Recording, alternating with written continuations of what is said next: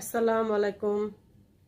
ফোনের রোল পড়ে গেছে, সবাই ফোন করা শুরু করছে। আমার হাজবেন্ডের মোবাইল, আমার ভাইয়ের মোবাইল, আমার ভাইয়ের বউর মোবাইলে, প্রাণা আমার মোবাইলটা ছিল প্রাণার কাছে, আমার মোবাইলে, আমার ননদের হাজবেন্ড, মানে সব যেমন, মানে পুরা যখন সবাই জানতে পারছে, জানার পরে যেমন একটা মানে কান্নার একটা রোল পড়ে গেছে। আর সব বিয়ে যে যেখান থেকেই শুনছে সে সেখান থেকে ফোন করা শুরু করছে। আমার পাশের ভাবি, উনি রাজশাহী চলে গেছিল প্রায় 2 বছর বা 3 বছর হবে এরকম বদলি হয়ে। উনি ওইখান থেকে শুই না ফোন করে হাইরে কান্না। তো তখন তো এমনিতে দৌড়াদৌড়ি, তারপরে ওরা ব্যস্ত, এর মধ্যে এইভাবে ফোন, আত্মীয় স্বজন বন্ধু বান্ধব যা আছে সবাই শুধু কান্না করতেছে, আসবে দেখতে আসবে। তো সবাইকে বলতেছে যে না, আইসিইউতে এত মানুষ দেখতে দেওয়া হয় না, আইসেন না আপনারা, আপনারা সবাই ওইখান থেকে দোয়া করেন। দূর দূরান্ত থেকে সবাই ছুটে আসতে চাচ্ছে, সবাই খুব কান্না করতেছে। মানে হাজার হাজার লাখ লাখ মানুষ আমার জন্য দোয়া করছে। সবার দোয়া আজকে আমি এইখানে।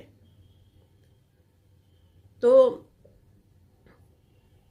কিছু ভিজিটিং আওয়ার শেষ হয়ে যায়, কিছুক্ষণ পর ঢুকে আমার ডাক্তার, ডিউটি ডাক্তার।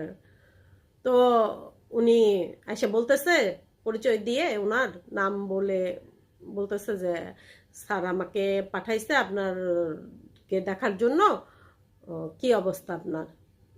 তো বলতেছে হ্যাঁ ভালো। এখন কি আপনার শরীর ভালো লাগতেছে? তো বললাম হ্যাঁ ভালো লাগতেছে। তো উনি আমার দিকে তাকায় বলতেছে যে আপনি তো পুরো অ্যান্টিবায়োটিকের উপরে বসে আছে। মানে এত অ্যান্টিবায়োটিক চলতেছিল সেই সময় আমার, একটা শেষ হয় আরেকটা ঢুকতেছে, আর একসাথেই তো 3টা 4টা করে চলতেছিল। তা আমি আর কিছু বলি না, উনি চলে যায়। এরপর বেশ সময় কেটে যায় আইসিইউতে। তো যখন আবার সন্ধ্যার সময় ভিজিটিং আওয়ার শুরু হয়, সেই সময় আসে আবার আমার হাজব্যান্ড আসে, আজিম কাকা আসে, লিমন ভাই আসে, লিমন ভাই ভাবি আসে, ভাবি ঢুকতে পারে নাই, লিমন ভাই ঢুকে। ওরা রান্না করে নিয়ে আসে যারা হাসপাতাল ছিল ওদের খাওয়ার জন্য। তো লিমন ভাই ঢুকে বলতেছে কি রে, তোর শরীরের কি অবস্থা? তো আমি বলি হ্যাঁ ভালো আছি। ভালো? হ্যাঁ ভালো। তো বললো কি ঠিক আছে, তুই ভালো থাক। এটা বললা উনি বের হয়। এরপর আবার ঢুকে শিল্পী চাচি। তো শিল্পী চাচি ঢুকার পর